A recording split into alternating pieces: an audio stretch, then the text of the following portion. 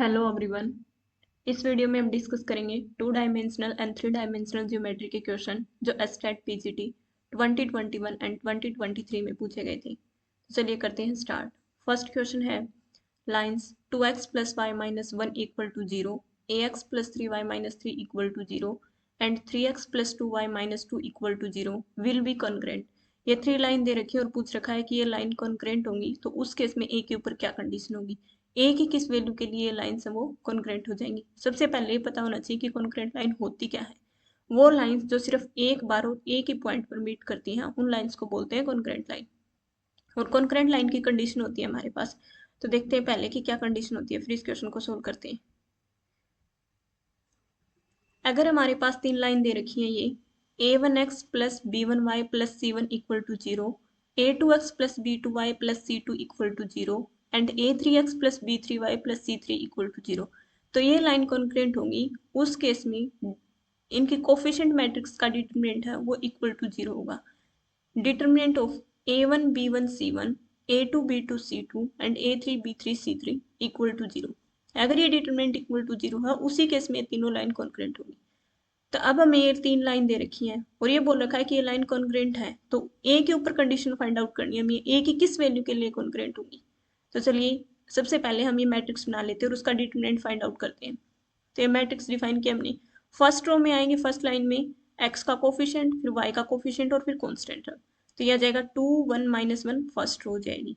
फिर यहाँ से a3 और -3 सेकेंड रो बन जाएगी और यहाँ से x का कोफिशिएंट 3, y का कोफिशिएंट 2 और कांस्टेंट ऑफ -2, तो 3 2 -2 हमारे पास थर्ड रो बन जाएगी। अब ये डिटरमिनेंट इक्वल टू 0 होना चाहिए, तो डिटरमिनेंट सॉल्व करते हैं। फर्स्ट रो क्या लूंगा, एक्सपेंड करेंगे तो 2 और फिर फर्स्ट रो और फर्स्ट कॉलम को कर दिया एलिमिनेट। ये जो 2 क्रॉस 2 की मैट्रिक्स बची इसका डिटरमिनेंट फाइंड आउट करेंगे, तो इन दोनों की मल्टीप्लाई 3 2 -6 और माइनस ऑफ 3 2 -6, तो -6। फिर करेंगे -1 और फर्स्ट रो और सेकंड कॉलम को एलिमिनेट किया, ये मैट्रिक्स बची a3 -3 -2, इसका डिटरमिनेंट निकालेंगे तो -2a माइनस ऑफ -9, तो ये आ जाएगा। फिर करेंगे -1 और फिर first row and third column को एलिमिनेट किया और इन दोनों की मल्टीप्लाई, तो 2a -9 इक्वल टू 0 आना चाहिए। 2 इंटू -6 और -1 +6 -1 -2a माइनस ऑफ -9 +9, जिसको सॉल्व किया minus sign 2a -9 equal to 0, तो इसको सॉल्व किया तो -6 + 6 = 0 और 2 × 0 0 के इक्वल आ जाएगा। यहाँ से माइनस साइन के अंदर मल्टीप्लाई की तो क्या बनेगा, +2a -9 और यह आ जाएगा -2a + 9 और इक्वल टू 0 होना चाहिए। जब इसको सॉल्व करते हैं ना तो प्लस का 2a माइनस का 2a और -9 + 9, मतलब ये जो डिटरमिनेंट है उसकी वैल्यू 0 आ रही है, इंडिपेंडेंट ऑफ ए आ रही है, ए के ऊपर तो डिपेंड ही नहीं कर रही, ए के ऊपर कोई कंडीशन नहीं आई। ए कुछ भी ले लो, चाहे ए की कोई भी वैल्यू ले लो, उसके लिए हमेशा ही डिटरमिनेंट इक्वल टू 0 होगा। अगर हमेशा डिटरमिनेंट इक्वल टू 0 होगा दैट्स मीन तीनों लाइन क्या होगी, कॉन्ग्रेंट होगी हर केस में, ए की कुछ भी वैल्यू ले लो चाहे। तो इसका मतलब हर रियल वैल्यू, ए की कोई भी रियल नंबर वैल्यू ले लें तो उस केस में हमेशा ही कॉन्ग्रेंट होंगी, तो फर्स्ट ऑप्शन करेक्ट हो जाएगा for all real values of A. Next question देखते हैं। नेक्स्ट क्वेश्चन हमारे पास the distance of the point -1, -5, -10 from the point of intersection of the line, this line and the plane. एक line define करके दे रखी है और एक प्लेन दे रखा है, ये दोनों इंटरसेक्ट कर रहे हैं किसी पॉइंट के ऊपर, उस पॉइंट से, उस पॉइंट ऑफ इंटरसेक्शन से इस पॉइंट की डिस्टेंस फाइंड आउट करनी है हमें। तो चलिए करते हैं इस क्वेश्चन को। क्वेश्चन में गिवन है हमें एक प्लेन और एक लाइन, तो सबसे पहले फिगर ड्रॉ करते हैं। ये प्लेन हो गया हमारे पास और ये वाली लाइन ये इंटरसेक्ट करिए, मान लिया हमने क्यू पॉइंट के ऊपर इंटरसेक्ट करी है, तो ये लाइन और ये प्लेन आपस में इंटरसेक्ट करें क्यू पॉइंट के ऊपर, और एक पॉइंट गिवन है हमें -1 -5 और -10, इस पॉइंट को P ले लिया। इस पॉइंट की P की डिस्टेंस इस पॉइंट ऑफ इंटरसेक्शन से फाइंड आउट करनी है हमें, P की डिस्टेंस फाइंड आउट करनी है। अब हमारे पास P के कोऑर्डिनेट तो हैं, अगर हमारे पास Q पॉइंट मिल जाए ना तो यहाँ से डिस्टेंस फॉर्मूला से PQ निकाल सकते हैं हम। अब Q कैसे फाइंड आउट करेंगे हम इसके अंदर, तो ये हमारे पास कोई भी लाइन हो उस केस में जर्नल पॉइंट फाइंड आउट कर सकते हैं इस लाइन का। तो जनरल पॉइंट फाइंड आउट कैसे करेंगे, ये इक्वेशन ऑफ लाइन गिवन है, ये तीनों टर्म इक्वल है तो इक्वल टू हमने किसी भी कांस्टेंट लैम्डा के इक्वल मान ली, अब यहाँ से जब फर्स्ट और लास्ट को कंपेयर करते हैं तो उस केस में क्या आएगा, x minus 2/3 equal to lambda. तो यहाँ से x की वैल्यू आ जाएगी 3 की मल्टीप्लाई इधर होगी तो 3 लैम्डा और -2 इधर जाएगा प्लस का आ जाएगा। तो x की वैल्यू यहाँ से क्या आ जाएगी 3 लैम्डा प्लस 2। सिमिलरली जब इसको और इसको कंपेयर करेंगे तो हमारे पास क्या आएगा y plus 1/4 equal to lambda. तो यहाँ से 4 इधर लेके जाते हैं तो 4 लैम्डा और प्लस का 1 इधर लेके जाएंगे -1, तो y equal to 4 lambda -1। Similarly जब इसको और इसको कंपेयर करेंगे तो हमारे पास आएगा z minus 2/12 equal to lambda. यहाँ से z माइनस 2, गिवन इक्वेशन में z माइनस 2 है, यहाँ पे हमने 1 लिख रखा है तो ये 2 आ जाएगा। इसको ठीक कर लेते हैं, ये आएगा हमारे पास 2। तो z minus 2/12 equal to lambda. जब इसको सिंप्लीफाई करते हैं तो 12 की मल्टीप्लाई लैम्डा से 12 लैम्डा और माइनस को -2 इधर गया प्लस का, तो z equal to 12 lambda plus 2। तो x y z की वैल्यू आ गई यहाँ से। तो ये जनरल कोऑर्डिनेट आ गया हमारे पास इस लाइन का। तो q की जो q पॉइंट है उसके कोऑर्डिनेट आ गए 3 लैम्डा प्लस 2, 4 लैम्डा -1 और 12 लैम्डा प्लस 2। ये पॉइंट था, ये पॉइंट इस लाइन के ऊपर लाई करता है, इसलिए इस लाइन के जनरल कोऑर्डिनेट से, जनरल पॉइंट से हमने इसके q के कोऑर्डिनेट निकाल लिए, q पॉइंट निकाल लिया हमने। अब लैम्डा की वैल्यू पता हो तो इसके अंदर पुट कर देंगे और फिर ये पॉइंट आ जाएगा। अब ये पॉइंट देखो, ये हमारे पास पॉइंट ऑफ इंटरसेक्शन है किसका, प्लेन एंड लाइन का। तो लाइन के ऊपर लाई कर रहा था इसलिए तो यहाँ से जनरल कोऑर्डिनेट निकाल लिया। अभी प्लेन के ऊपर भी लाई करेगा, इसके मतलब है प्लेन की इक्वेशन को भी सेटिस्फाई करेगा ये पॉइंट। प्लेन की इक्वेशन हमारे पास x minus y plus z equal to 5। तो यहाँ पे ये पॉइंट इस इक्वेशन में पुट कर देते हैं। तो q की वैल्यू इसके अंदर पुट की, x कोऑर्डिनेट था हमारे पास 3 लैम्डा प्लस 2, तो 3 lambda plus 2 minus of y है हमारे पास 4 लैम्डा -1 और प्लस z है 12 लैम्डा प्लस 2 इक्वल टू 5। इसको सिंप्लीफाई करते हैं, 3 लैम्डा प्लस 2 माइनस साइन है बाहर तो अंदर मल्टीप्लाई करेंगे तो साइन चेंज हो जाएंगे, -4 lambda plus 1 plus 12 lambda plus 2 equal to 0। Lambda lambda वाले टर्म को सोल्व करते हैं पहले, प्लस का 3 लैम्डा -4 लैम्डा तो माइनस लैम्डा और प्लस 11 लैम्डा 12 लैम्डा सोल्व होके 11 लैम्डा आ जाएगा। यहाँ से 2 + 1 3 और 3 + 2 5 इक्वल टू 5। अब प्लस का 5 इधर जाएगा -5 0 हो जाएगा। 11 lambda equal to 0 implies lambda equal to 0। तो लैम्डा की वैल्यू 0 आ गई। अभी जो लैम्डा की वैल्यू 0 आई है वो पुट कर देंगे इसके अंदर, क्यू के अंदर। तो क्यू की वैल्यू आ जाएगी यहाँ से, तो क्यू पॉइंट आ गया यहाँ से। जब लैम्डा इक्वल टू 0 पुट करते हैं तो ये तो 0 हो जाएगा तो 2, और यहाँ लैम्डा 0 पुट करते हैं तो ये भी 0 हो जाएगा -1, और यहाँ 0 पुट किया तो ये 2 बचेगा। तो 2 - 1 2 क्यू पॉइंट आ गया। और पी पॉइंट था हमारे पास -1 -5 -10। अब डिस्टेंस फॉर्मूला से इसकी वैल्यू निकाल देते हैं, डिस्टेंस पी क्यू की वैल्यू। तो डिस्टेंस फॉर्मूला होता है हमारे पास, अगर 2 पॉइंट दे रखे हैं और एक पॉइंट के कोऑर्डिनेट है x1, y1, z1 और दूसरे पॉइंट के कोऑर्डिनेट है x2, y2 और z2। तो डिस्टेंस फॉर्मूला होता है हमारे पास x2 - 1 का whole square plus y2 - y1 का whole square plus z2 - z1 का होल स्क्वायर और अंडर रूट। तो पी क्यू की वैल्यू निकालेंगे यहाँ से, तो x1 कोऑर्डिनेट में से x1 कोऑर्डिनेट माइनस करेंगे, -1 -2 किया उसका होल स्क्वायर, -5 माइनस ऑफ -1 क्या तो +1 हो जाएगा, तो -5 + 1 इसका होल स्क्वायर और -10 और प्लस -2 किया तो -10 -2 का होल स्क्वायर। इसको सोल्व करते हैं, -1 - 2 क्या हो जाएगा -3 और -3 का स्क्वायर 9 आ जाएगा हमारे पास। -5 + 1 क्या हो गया -4 और -4 का स्क्वायर क्या आ जाएगा प्लस का 16। -10 - 2 कितना हो गया -12 और -12 का स्क्वायर हो जाएगा हमारे पास 144। अब 9 और 16 को ऐड करते हैं 25 और 25 को 144 में ऐड करते हैं 169 और 169 किसका स्क्वायर रूट होता है 13 का। तो पी क्यू की वैल्यू आ गई हमारे पास 13 यूनिट। तो करेक्ट आंसर हो जाएगा 4th। इस क्वेश्चन में क्या किया, सबसे पहले हमने क्या किया, ये जो लाइन गिवन थी इसका जर्नल पॉइंट फाइंड आउट कर लिया। और जर्नल पॉइंट है जो प्लेन के ऊपर भी लाई करेगा क्योंकि पॉइंट ऑफ इंटरसेक्शन है ये, तो प्लेन की इक्वेशन में पुट कर दिया हमने। यहाँ से लैम्डा की वैल्यू आ गई, लैम्डा की वैल्यू फिर उस जनरल पॉइंट में पुट की तो क्यू की वैल्यू आ गई हमारे पास, पॉइंट ऑफ इंटरसेक्शन आ गया। फिर पी पॉइंट हमारे पास दे ही रखा था एक पॉइंट, तो दोनों पॉइंट के कोऑर्डिनेट है हमारे पास, तो डिस्टेंस फॉर्मूला से डिस्टेंस निकाल दी। नेक्स्ट क्वेश्चन है, the equation of the tangent to the curve x square minus y square minus 8x plus 2y plus 11 equal to 0 at 2, 1 is। ये हमें एक कर्व डिफाइन करके दे रखा है। सर्कल की इक्वेशन बन रही है हमारे पास, सॉरी सर्कल की इक्वेशन नहीं बन रही है, ये हाइपरबोला की इक्वेशन बन रही है। प्लस का वाई स्क्वायर होता तो बनती है सर्कल की इक्वेशन।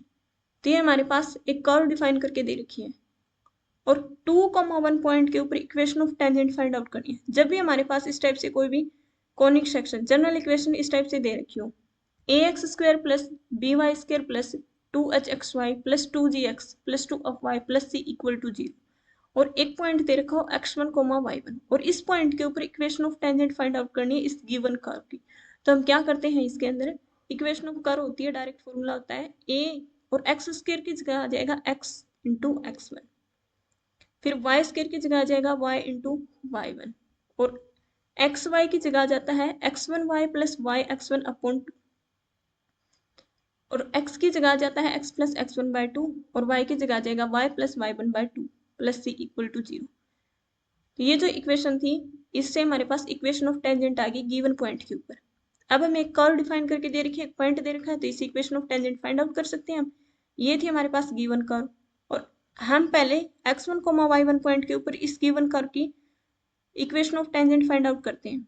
तो क्या हो जाएगा, x² की जगह पुट करेंगे x इंटू x1, y² की जगह पुट करेंगे y इंटू y1, x की जगह पुट करते हैं x प्लस x1 बाय 2 और y की जगह पुट करेंगे y प्लस y1 बाय 2 और प्लस 11 इक्वल टू 0। कॉन्स्टेंट में कोई चेंज नहीं होता। अब इसको सिंप्लीफाई करते हैं, ये दोनों टर्म सेम रहेंगी, यहाँ 2 से 8 डिवाइड होगा तो -4 इंटू एक्स प्लस x1, 2 से 2 कैंसिल होगा तो यह आ जाएगा y plus y1 plus 11 equal to 0। x into x1 y into y1 -4 के अंदर मल्टीप्लाई की तो -4x plus y1 plus 11 equal to 0। अब x1, y1 पॉइंट ये तो कोई भी पॉइंट था, अब हमें पार्टिकुलर पॉइंट दे रखा है 2,1, तो इस पॉइंट के ऊपर equation of tangent find out करनी है। तो x1 की जगह 2 पुट कर देंगे और y1 की जगह 1 पुट कर देंगे इस इक्वेशन के अंदर। तो x1 की जगह 2 पुट किया तो बन जाएगा 2x, y1 की जगह 1 पुट किया तो बन जाएगा -y -4x, x1 की जगह 2 पुट करेंगे तो आ जाएगा -8 प्लस y और y1 की जगह 1 पुट करेंगे तो आ जाएगा 1 प्लस 11 इक्वल टू 0। माइनस का y है प्लस का y है, दोनों कैंसिल आउट और 2x और -4x को सिंप्लीफाई करेंगे -2x और ये है -8 और +1 -7 और -7 11 में से माइनस करेंगे तो आ जाएगा 4 इक्वल टू 0। -2 कॉमन ले लिया तो यहाँ बचेगा x और यहाँ बचेगा -2, -2 into X -2, this implies x -2 equal to 0। ये आ गई हमारे पास equation of tangent given curve की, x -2 इक्वल टू 0, तो फोर्थ ऑप्शन करेक्ट हो जाएगा। नेक्स्ट क्वेश्चन है हमारे पास, if the sum of the slopes of the lines represented by 4x² plus 2hxy minus 7y² equal to 0 is equal to the product of their slopes, then h is equal to। ये हमारे पास pair of lines define करके दे रखा है और ये बोला है कि इसमें जो दोनों लाइन है ना, उन दोनों लाइन के स्लोप का सम और दोनों लाइन के स्लोप्स की प्रोडक्ट इक्वल होगी, तो उस केस में h की वैल्यू फाइंड आउट करनी है हमें। तो चलिए देखते हैं कैसे करेंगे इस क्वेश्चन को। सबसे पहले हम देखते हैं कि इसकी जनरल फॉर्म क्या होती है। पेयर ऑफ लाइन को रिप्रेजेंट करने की जनरल फॉर्म होती है हमारे पास है ax² plus 2hxy plus by² equal to 0। अगर ये हमारे पास पेयर ऑफ लाइन को रिप्रेजेंट करता है उस केस में सम ऑफ स्लोप्स आता है हमारे पास 2h upon b -2h upon b और प्रोडक्ट ऑफ स्लोप्स आता है हमारे पास a upon b। Given question में हमें सम ऑफ स्लोप्स और प्रोडक्ट ऑफ स्लोप्स इक्वल दे रखे हैं, तो गिवन पेयर ऑफ लाइन से हम क्या करेंगे, ये वैल्यू फाइंड आउट कर लेंगे और दोनों को इक्वल पुट कर देंगे तो h की वैल्यू आ जाएगी। तो गिवन इक्वेशन हमारे पास 4x² plus 2hxy minus 7y² equal to 0। जब इसको और इसको कंपेयर करते हैं हम जनरल फॉर्म से तो a की वैल्यू क्या आ जाएगी 4, h को तो h ही दे रखा है इसमें और b की वैल्यू क्या आ जाएगी -7। अब गिवन क्वेश्चन में है sum of slopes equal to product of slopes, sum of slopes है क्या -2h अपॉन b, तो -2h अपॉन b और प्रोडक्ट ऑफ स्लोप क्या है a अपॉन b, तो a अपॉन b दोनों इक्वल हो जाएंगे, b से b कैंसिल आउट हो जाएगा तो हमारे पास आ गया -2h इक्वल टू a की वैल्यू क्या है इसमें 4, तो यहाँ से h की वैल्यू आ गई -2, तो ऑप्शन नंबर 4 करेक्ट हो जाएगा। नेक्स्ट क्वेश्चन है हमारे पास, the equation of the plane passing through the point 0, 7, -7 and containing the line।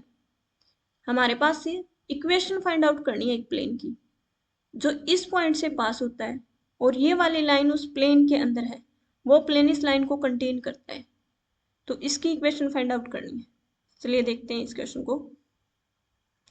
Question में जिस प्लेन की इक्वेशन फाइंड आउट करनी है वो प्लेन हमने ये बना लिया, और वो प्लेन एक लाइन को कंटेन करता है, इस वाली लाइन को, तो ये होगी वो लाइन, और इस पॉइंट से पास होता है, तो ये पॉइंट, इस पॉइंट को हमने पी बोल दिया। तो इस प्लेन की इक्वेशन फाइंड आउट करनी है, इसलिए करते हैं। कैसे करेंगे इस क्वेश्चन को, हमें ये पॉइंट दे रखा है, इस पॉइंट से पास हो रहा है, और ये वाली जो लाइन है, इस लाइन के डायरेक्शन रेशियो और इस प्लेन के डायरेक्शन रेशियो, प्लेन के डायरेक्शन रेशियो का मतलब है प्लेन का जो नॉर्मल वेक्टर होगा उसके डायरेक्शन रेशियो। अब जो नॉर्मल है इस प्लेन के ऊपर, और ये लाइन इस प्लेन में लाई कर रही है, तो इस लाइन के ऊपर भी तो वो नॉर्मल होगा। प्लेन के ऊपर जो नॉर्मल वेक्टर है नॉर्मल, वो लाइन के ऊपर भी नॉर्मल होगा, क्योंकि लाइन इस प्लेन के अंदर कंटेन है। तो जब कोई भी हमारे पास एक लाइन और दो वेक्टर हमेशा परपेंडिकुलर हों, तो उस केस में क्या होता है, उसके डायरेक्शन रेशियो की प्रोडक्ट है वो इक्वल टू जीरो होती है, product sum of the product equal to zero. तो हम इसके अंदर देखते हैं, सबसे पहले हमारे पास इस प्लेन के नॉर्मल के डायरेक्शन रेशियो तो पता नहीं है हमें, तो लेट कर लेते हैं कि वो डायरेक्शन रेशियो है a, b, c। ठीक है। अगर हमारे पास कोई भी प्लेन है जो इस पॉइंट से पास करता है और डायरेक्शन रेशियो है उसके a, b, c, तो उसकी इक्वेशन क्या होती है हमारे पास, a into x minus x one plus b into y minus y one plus c into z minus z one equal to zero. अगर डायरेक्शन रेशियो हो हमारे पास और गिवन पॉइंट हो, गिवन पॉइंट तो है हमारे पास, अगर डायरेक्शन रेशियो और मिल जाए इस प्लेन के, तो equation of plane find out कर सकते हैं हम। इक्वेशन ऑफ प्लेन इस पॉइंट से पास हो रही है, तो इसके अंदर सब्सटीट्यूट कर देंगे x1 y1 और z1 की वैल्यू। तो x1 की जगह है 0, y1 की जगह है 7 और z1 की जगह है -7, तो -7 +7 हो जाएगा। तो ये इक्वेशन बन जाएगी हमारे पास equation of plane. A B C की वैल्यू और फाइंड आउट कर लेंगे तो हमारे पास इक्वेशन ऑफ प्लेन आ जाएगी, जो इस पॉइंट से पास हो रही है और इस लाइन को कंटेन कर रही है। अब इस लाइन को कंटेन कर रही है, इसका क्या यूज होगा ये बताया था, क्योंकि इस लाइन को कंटेन करती है जिस नॉर्मल वेक्टर के डायरेक्शन रेशियो, इस लाइन के डायरेक्शन रेशियो हमेशा परपेंडिकुलर होंगे, तो इन दोनों की प्रोडक्ट का जो सम होगा वो इक्वल टू जीरो होगा। ये होता है हमारे पास अगर कोई भी दो लाइन है, अगर वो परपेंडिकुलर है, फर्स्ट के डायरेक्शन रेशियो a1 a2 और a3 और दूसरी के डायरेक्शन रेशियो b1 b2 और b3, तो उस केस में परपेंडिकुलर है तो ये कंडीशन होती है कि a1 dot b1 plus a2 dot b2 plus a3 dot b3 equal to zero. तब हमारे पास इस प्लेन के नॉर्मल के तो डायरेक्शन रेशियो है a, b, c, और इस लाइन के डायरेक्शन रेशियो है -3, 2, 1। ये दोनों अगर परपेंडिकुलर हैं तो उस केस में कंडीशन क्या आएगी हमारे पास, इन दोनों के कोऑर्डिनेट की प्रोडक्ट करेंगे और उनका सम करेंगे इक्वल टू जीरो। तो -3 की मल्टीप्लाई ए के साथ -3 है प्लस 2b और प्लस c इक्वल टू क्या आ जाएगा जीरो। तो ये कंडीशन आ गया हमारे पास ए बी सी के ऊपर। सेकंड हमारे पास क्या है कि अगर ये लाइन इस प्लेन में लाई कर रही है, तो इसका मतलब इस पॉइंट, इस लाइन के ऊपर जो भी पॉइंट होगा वो प्लेन में भी लाई करेगा। तो इस पॉइंट का जो, इस लाइन का जो पॉइंट है हमारे पास, लाइन की जो इक्वेशन बनती है उस केस में क्या आता है, x minus A upon a1, x minus B upon a2, sorry y minus B, और z minus C upon a3। ये ए बी सी क्या होते हैं हमारे पास इस लाइन के ऊपर लाई करने वाले पॉइंट। तो कंपेयर करके अगर यहाँ से पॉइंट निकालेंगे तो पॉइंट आ जाएगा लाइन के ऊपर -1, और यहाँ से आ जाएगा +3 और यहाँ से आ जाएगा -2। तो -1, 3, -2 ये पॉइंट अगर लाइन के ऊपर लाई कर रहे थे, प्लेन के ऊपर भी लाई करेगा, और प्लेन की इक्वेशन हमने ये फाइंड आउट किया है तो इस इक्वेशन को सेटिस्फाई करेगा, तो इसके अंदर पुट कर देते हैं ये पॉइंट इसमें पुट किया तो a into -1 - 0 plus b into 3 - 7 plus c into -2 + 7 equal to 0। इसको सिंप्लीफाई किया, -a और 3 - 7 क्या -4b प्लस 7 - 2 क्या 5c इक्वल टू 0। ये इक्वेशन नंबर 3 मान लिया हमने। अब ए बी सी के टर्म में एक इक्वेशन ये आ रखी है और एक इक्वेशन ये आ रखी है, तो दोनों इक्वेशन को यूज करके हमें ए बी सी की वैल्यू फाइंड आउट कर लेते हैं। तो हमारे पास ऊपर आ जाएगा ए, जब ए की वैल्यू निकाल दें तो इन दोनों टर्म को करेंगे कैंसिल और इनकी क्रॉस प्रोडक्ट, 2 की मल्टीप्लाई 5 से 10 और माइनस करेंगे इन दोनों की मल्टीप्लाई, तो 10 माइनस ऑफ -4 ये आ गया। फिर आता है हमारे पास -b अपॉन में b वाले टर्म को डिलीट किया एक बार और फिर इनकी क्रॉस प्रोडक्ट, 5 और 3 की -3 की मल्टीप्लाई -15 माइनस ऑफ -1 ये आ जाएगा। फिर c अपॉन ये दोनों टर्म कैंसिल, ये बचेगा हमारे पास -3 मल्टीप्लाई -4 12 माइनस ऑफ -2, ये आ गया हमारे पास। अब इसको सिंप्लीफाई करते हैं तो a/14 यहाँ से आ जाएगा -b/-15 +1 करेंगे तो -14 और -b/-14 माइनस से माइनस कैंसिल तो b/14 और ये आ जाएगा c/12 माइनस ऑफ +2 हो जाएगा /14। 14 से 14 कैंसिल होगा, तीनों में है तो a/1 b/1 c/1 ये तीनों इक्वल है। हमने इनको कोई भी कांस्टेंट k के इक्वल मान लिया तो यहाँ से a की वैल्यू आ जाएगी k के इक्वल, b की वैल्यू भी आ जाएगी k और c की वैल्यू भी आ जाएगी k। अब a b c की जो वैल्यू आई है वो इक्वेशन नंबर 1 में पुट कर देंगे तो इक्वेशन ऑफ प्लेन आ जाएगी। तो इसके अंदर a b c की वैल्यू पुट करते हैं।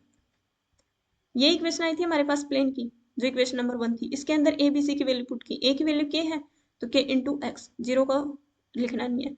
b की वैल्यू k पुट की तो k इंटू वाई -7 और c की वैल्यू k पुट की तो k इंटू z+7। ये आ गया हमारे पास। के इस टर्म में भी है, इसमें भी है और इसमें भी, तो तीनों में से बाहर निकाल लिया तो कॉमन लिया हमने, अंदर बचेगा x plus y -7 plus z -7 equal to 0। अब यहाँ से दो एक्सप्रेशन की प्रोडक्ट अगर इक्वल टू 0 है तो इधर दिस इक्वल टू 0 और दिस इक्वल टू 0, तो यहाँ से या तो k इक्वल टू 0 होगा या फिर a इक्वल टू 0। अगर k इक्वल टू 0 हो जाता है हमारे पास तो इसका मतलब a b c तीनों की वैल्यू 0 हो जाएगी। और a b c क्या थे, डायरेक्शन रेशियो थे प्लेन के नॉर्मल वेक्टर के, तो इसका मतलब तो डायरेक्शन रेशियो जो नॉर्मल वेक्टर उसके 0 हो गए, तो ये तो पॉसिबल नहीं है। इसका मतलब k की वैल्यू तो 0 है नहीं, k की वैल्यू 0 नहीं है तो ये इक्वल टू 0 हो जाएगा। तो यहाँ से आ गया x plus y -7 plus z 7 equal to 0। -7 और +7 दोनों कैंसिल आउट हो जाएंगे तो आ जाएगा x plus 5 plus z equal to 0। तो इक्वेशन कौन सा ऑप्शन हो जाएगा हमारे पास, x plus y plus z equal to 0, option number 3। इस क्वेश्चन में क्या क्या यूज किया है, एक तो ये गिवन पॉइंट था, हमें ये पता होना चाहिए कि किसी भी प्लेन की इक्वेशन गिवन पॉइंट से पास होती हो, गिवन पॉइंट दे रखा वहां से पास होती हुई और उसके डायरेक्शन रेशियो दे रखे हैं तो उस केस में किस टाइप से हम equation of plane find out करते हैं। तो वो फॉर्मूला था ये हमारे पास, अगर x1 y1 और z1 पॉइंट है और a b c direction ratio है तो उस केस में इक्वेशन ऑफ प्लेन ही होती है। सेकंड इसमें यूज किया कि ये लाइन कंटेन कर रही है, तो लाइन कंटेन करता है तो लाइन के ऊपर जो पॉइंट होगा तो वो पॉइंट प्लेन के ऊपर भी लाई करेगा, मीन्स ये जो पॉइंट है वो इस इक्वेशन को भी सेटिस्फाई करेगा जो प्लेन की इक्वेशन आई है इसको। थर्ड हमने इसमें यूज किया कि ये लाइन है, लाइन को प्लेन अगर कंटेन कर रहा है तो लाइन के जो डायरेक्शन रेशियो है वो और जो प्लेन के नॉर्मल के डायरेक्शन रेशियो है वो, क्योंकि जो प्लेन का नॉर्मल है वो और लाइन दोनों आपस में परपेंडिकुलर हो गए, तो जब दो लाइन आपस में परपेंडिकुलर होती है उस केस में उनके डायरेक्शन रेशियो की क्या कंडीशन होती है वो यूज की। ये तीन कंडीशन यूज की और यहाँ से इसकी equation of plane find out कर ली। नेक्स्ट क्वेश्चन देखते हैं। The image of the point 1, 6, 3 in the line x/1 equal to y minus 1/2 equal to z minus 2/3 is, ये पॉइंट दे रखा है हमें और इस लाइन के अबाउट इस पॉइंट की इमेज फाइंड आउट करनी है। देखिए कैसे करते हैं। सबसे पहले इस क्वेश्चन में foot of perpendicular find out करेंगे, इस पॉइंट के foot of perpendicular find out करेंगे इस लाइन पे, और फिर ये जो फुट ऑफ परपेंडिकुलर होता है ना इस लाइन का, ये मिड पॉइंट आएगा इमेज का और इस पॉइंट का, इस पॉइंट की इमेज का और इस पॉइंट का मिड पॉइंट होता है फुट ऑफ परपेंडिकुलर। तो अगर ये आ गया तो मिड पॉइंट फॉर्मूला से हम क्या निकाल लेंगे, आर के कोऑर्डिनेट निकाल लेंगे, आर पॉइंट निकाल लेंगे। तो सबसे पहले फुट ऑफ परपेंडिकुलर निकालते हैं, वो कैसे निकाला जाता है कि हमारे पास कोई भी गिवन लाइन है, ये पॉइंट था और इस पॉइंट से इस लाइन के अबाउट इस पॉइंट की इमेज फाइंड आउट करनी है। तो हमने ये पॉइंट मान लिया P और इस P की इमेज मान ली R, ठीक है, और ये Q पॉइंट हो गया इसका मिड पॉइंट जो फुट ऑफ परपेंडिकुलर है इसके ऊपर, ठीक है।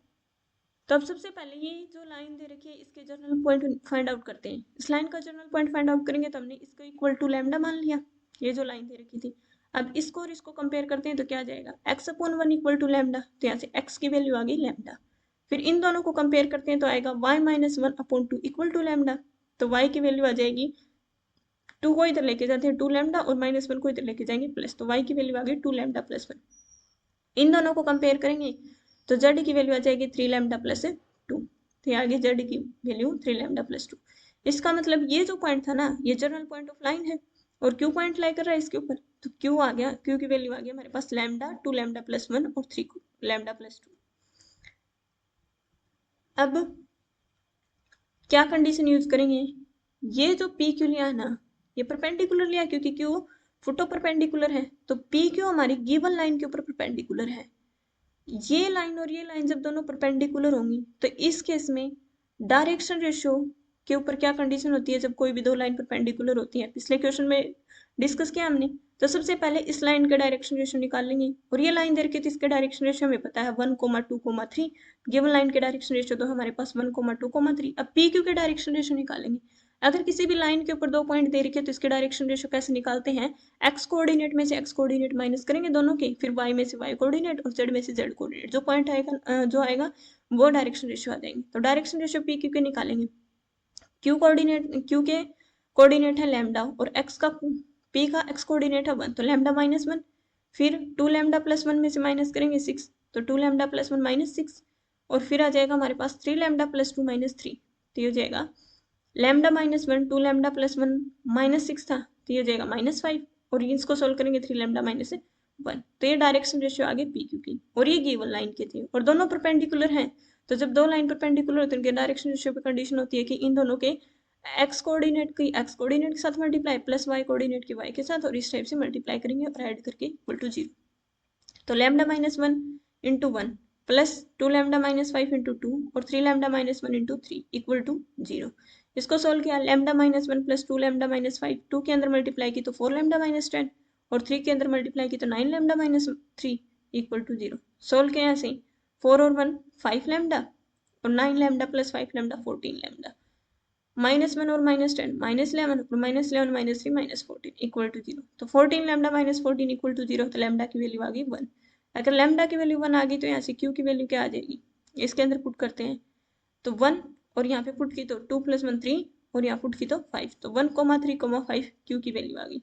अब क्यू तो है मिड पॉइंट पी और आर का, आर के कोऑर्डिनेट मान लिया हमने एक्स वाई जेड, और पी के दे रखे पी पॉइंट 163 और क्यू है 135, हमने अभी फाइंड आउट किया है। तो यहाँ से हमारे पास क्यू अगर मिड पॉइंट है तो मिड पॉइंट फॉर्मूला यूज करेंगे, इन दोनों के एक्स कोऑर्डिनेट को ऐड किया और 2 से डिवाइड करेंगे तो क्यू का एक्स कोऑर्डिनेट आएगा, तो x प्लस 1/2 किसके इक्वल आएगा, 1 के इक्वल। तो यहाँ से x की वैल्यू आ जाएगी 2 की इधर मल्टीप्लाई की 2 और 1 माइनस किया तो 2 - 1 1, तो x की वैल्यू आ गई 1। सिमिलरली इन दोनों के y कोऑर्डिनेट को ऐड करेंगे, डिवाइड करेंगे 2 से और इक्वल टू q का y कोऑर्डिनेट, तो y + 6/2 इक्वल टू 3 आएगा।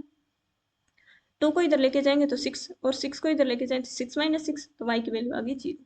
फिर z + 3/2 इक्वल टू आएगा 5, तो यहाँ से 2 को इधर लेके जाते हैं तो 5 × 2 = 10, और 10 - 3 क्या 7, तो z की वैल्यू आ गई 7।